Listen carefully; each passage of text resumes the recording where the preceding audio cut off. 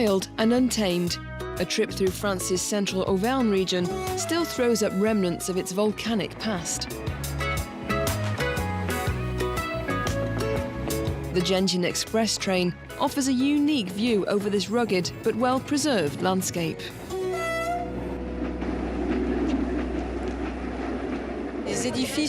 Buildings crop up in the middle of nowhere. It's a wilderness with lots of birds. We've seen deer, sheep and cows. One of the remnants of the Paris Mediterranean line is the Barragol Viaduct.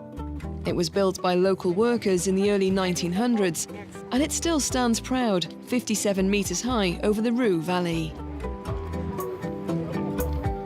The winters were especially harsh, and so there was lots of periods of inactivity. It was extremely difficult to organise every construction site, and there were long periods of interruption. So all in all, it took 4 years for the viaduct to be built.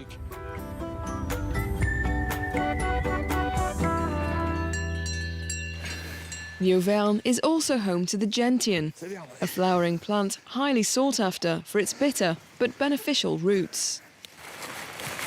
The Massif Central is a region that's scarcely forested and whose altitude and sunlight allow this plant to blossom.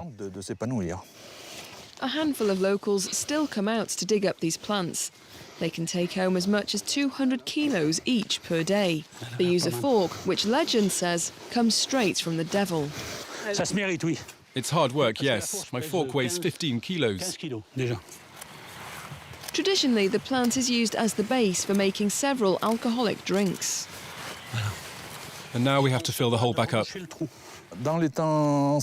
the olden days, there was this custom amongst farmers to make their own drinks by macerating the fresh or dried roots of the gentian plant in a liquid that was very often red or white wine.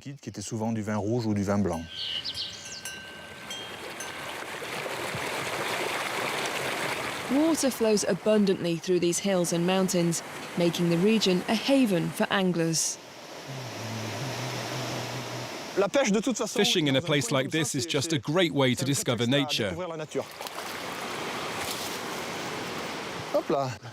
Here we have a nice brown trout. You can see that its colours are a bit frozen on top. That's because of the flooding. Guillaume wasn't born in this Cantal region, but has grown to love its waterways. Upstream from us, there's nothing but 15 kilometres of river, just river. There are some trout, a few animals, and the odd fisherman now and again. Deer cross the river whenever they want to because they don't notice us. The river hides our smell and the noises that we make. Water in the Auvergne is also precious because it's used to generate the region's power supply. We're heading now to the lake at Bord-les-Orgues. This dam, which is the largest in the region, can provide enough electricity for 100,000 people. Behind the giant wall of concrete, 480 million cubic metres of water are held. Seen from the air, this 22-kilometre-long artificial lake is stunning.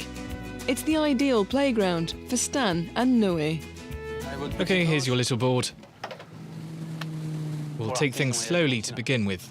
But this morning, getting started is proving a little tricky. OK, take your time.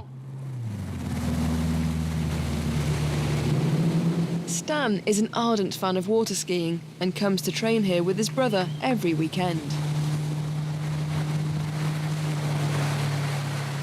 There are no waves, and when there's no wind, the water is like a mirror. It's beautiful. You have to pinch yourself sometimes. It's magnificent. There are mountains all around and it's isolated.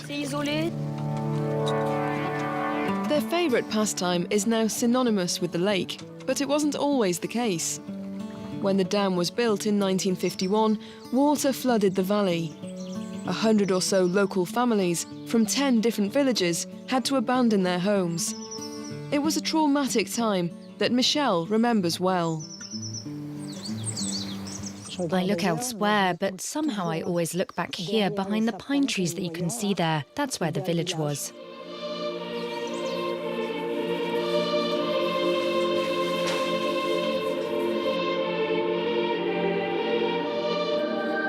So that this story is never forgotten, Michelle has collected old photographs from the time and put them in these albums. Her aunt and uncle were the last to leave their homes. Water came gushing through the front door and it put the fire out. They went up into this room, but the water soon followed. There was a road here which led them out of the village. All that's left from that era is this chapel and the Val Castle. Built back in the 15th century, they're still owned by the parish. The castle's turrets and towers still attract many tourists who are drawn to the Auvergne by its isolated beauty and wild scenery.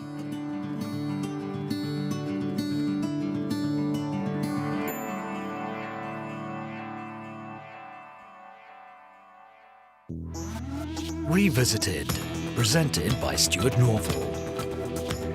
In December 2003, a major earthquake devastated the city of Bam. 26,000 people died and 30,000 were injured. Much of the city was destroyed, including its ancient citadel, long appreciated by tourists and archaeologists. Still grieving for their lost loved ones, today's inhabitants strive to rebuild their heritage. France 24 met Bam citizens. Ever hopeful, tourists will come back. Revisited on France 24 and France24.com.